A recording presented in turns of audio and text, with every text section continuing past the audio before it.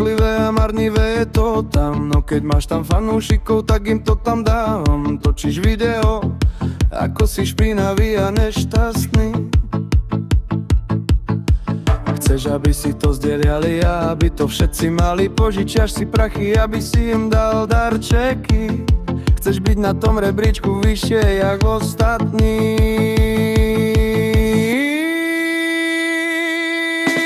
TikTok je skazená sociálna sieť. Mali by ho zrušiť, lebo ľudia si tam robia čo chcú, nadávajú.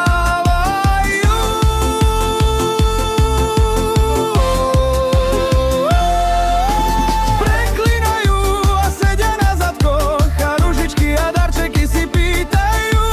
Zarábať by chceli, lebo nemajú čo robiť do roboty. Nechcú chodiť, fuj, sú leniví a vtieraví. Ružičky a darčeky si pýtajú.